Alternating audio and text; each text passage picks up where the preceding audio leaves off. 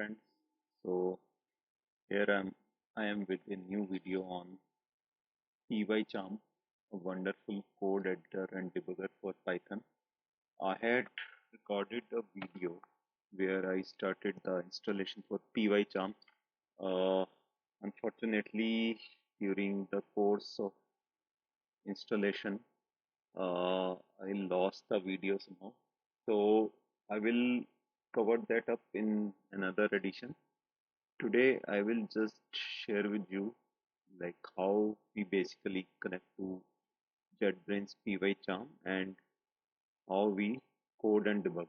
So here is the icon for JetBrains PyCharm, and due to my system constraint I have downloaded the edition 2019, but you can go with the latest one, that is 2024.2.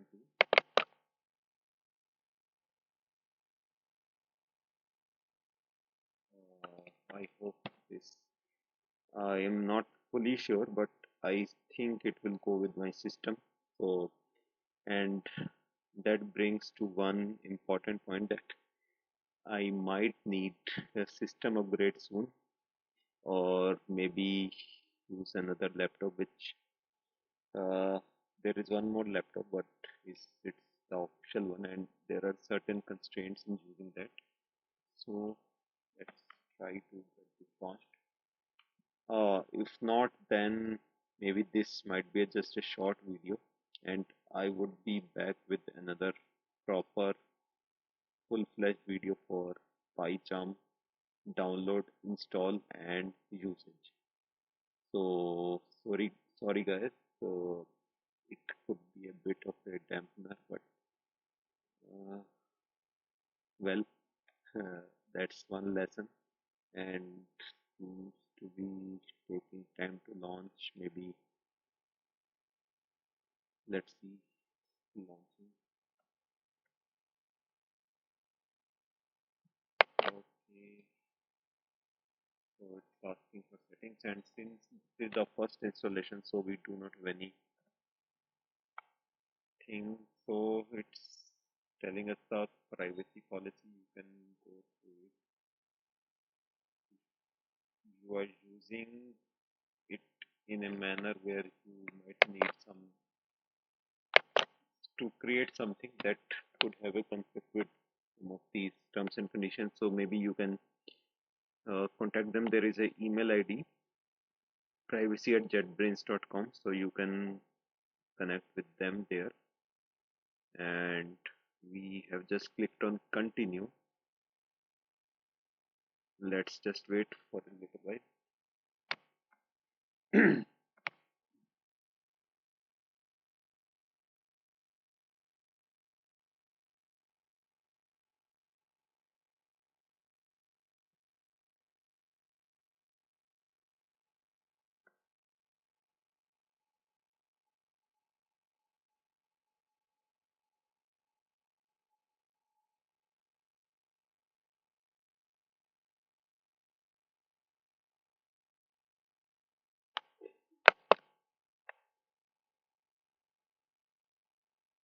So here it's asking for data sharing. So it's asking for sending of anonymous data about features and plugins used, hardware and software configurations, stats on types of files, number of files per project, etc. It's up to you whether you want it or not. So here maybe it says that does not include personal data. So maybe you can give it a try. But if you do not want it at all, you can click on don't send. So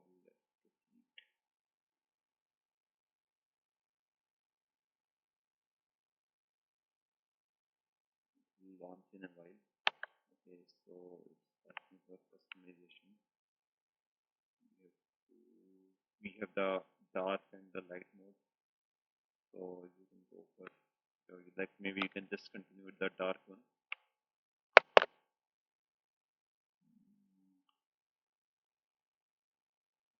Okay, so it's asking for some more features if you want them, or let me go bash and markdown. As of now, let's just focus on starting to use it. If you want more options, then you can do it.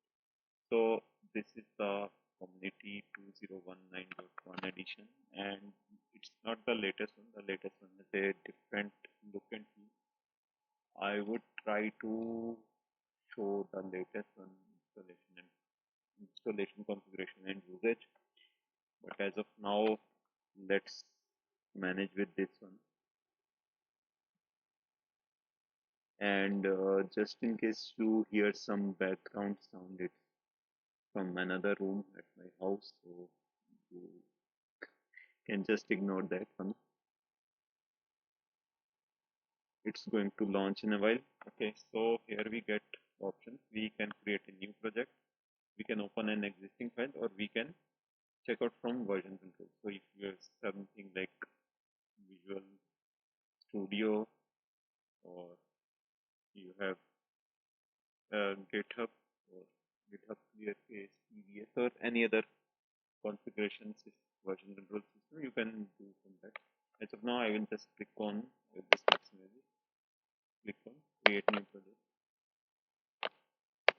and I think the maximize button is not working. Okay, so it's asking for the location. Let's see.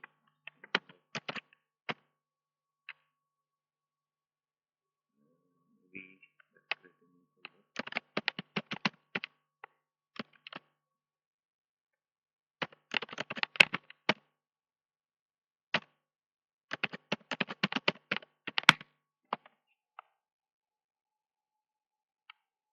Let's see what options it gives.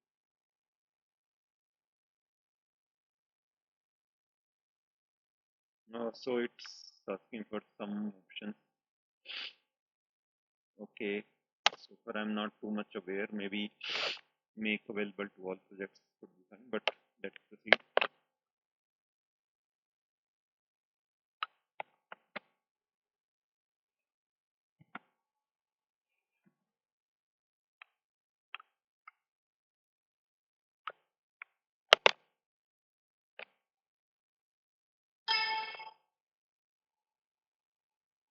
So here we get the options: go to file, recent file, and other. And there are some tips it's given. If you want, you can go to another one, or you can just simply click on close.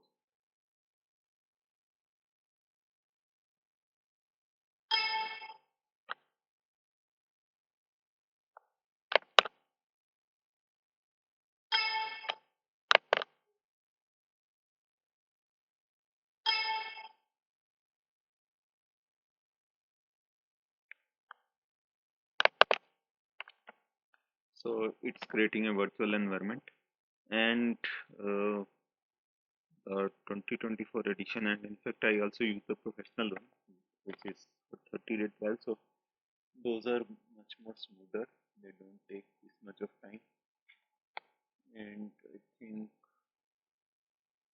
this needs to be. But I think the 2024 one has a bigger file, so maybe that has more inbuilt features. For this one, the file size was less than half of the 2024 one. So the features, many of the features, I think it's syncing with the internet.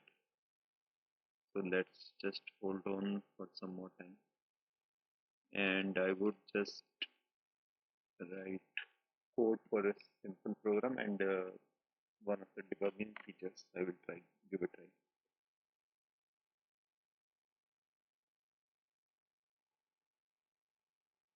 try. So let's, I think it's done. So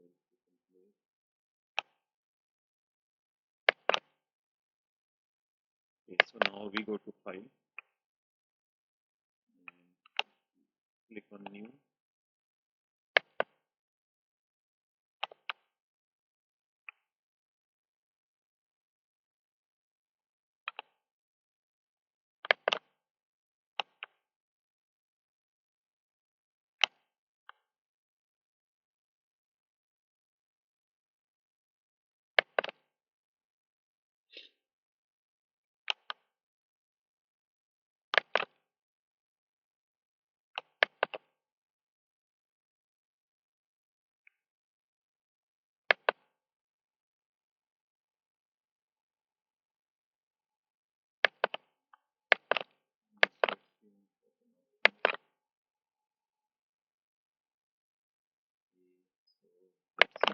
this new scratch file. Okay, so where we can have new file, we will choose Python here.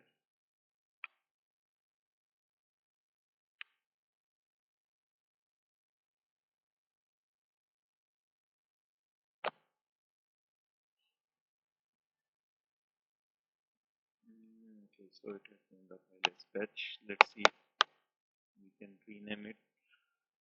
Not giving the option to rename. Anyways, let's write a simple code here. So just simple code.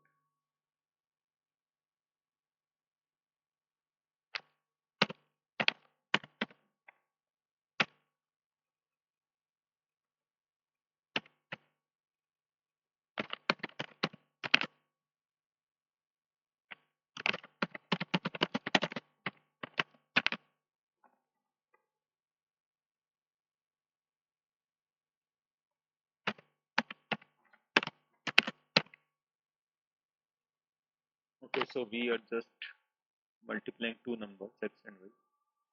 That's and this.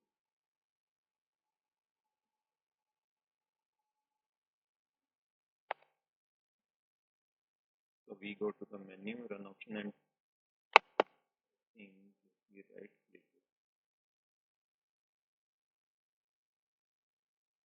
Okay, so here you run file in console. I think in the latest one you just get a run option.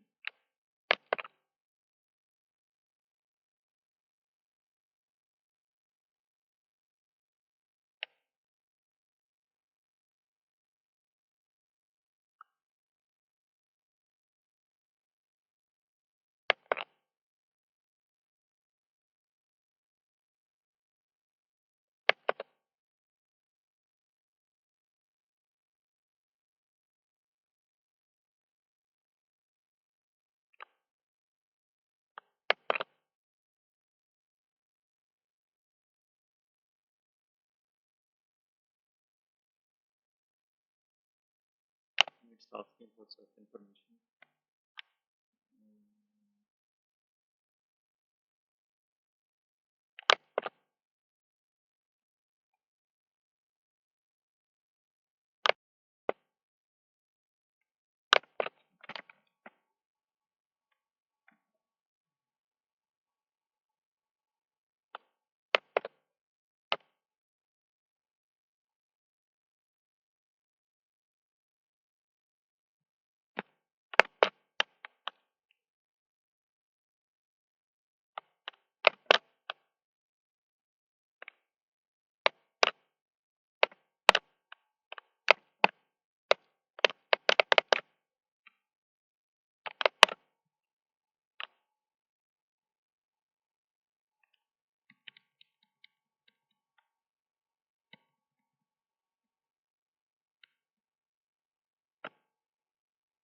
Okay, let's run it again.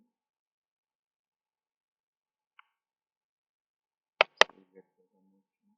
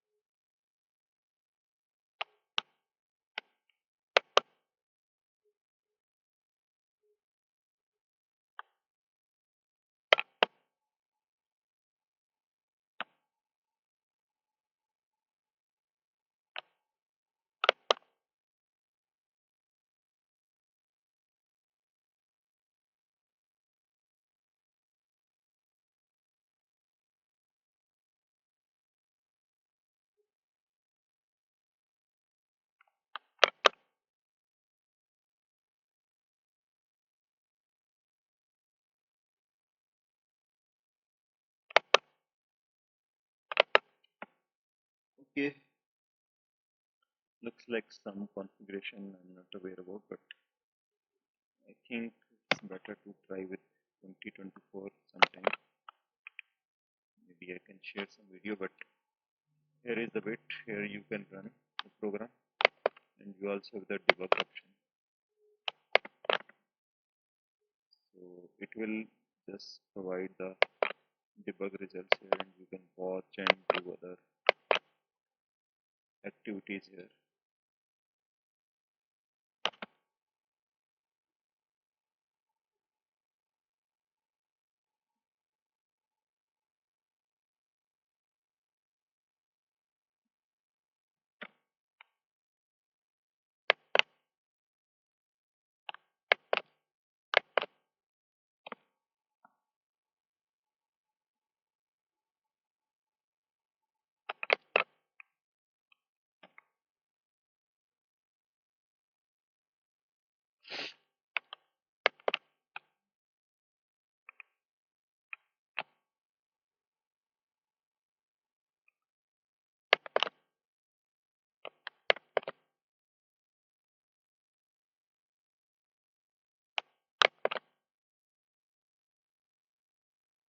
Okay, so as of now, let's send it here.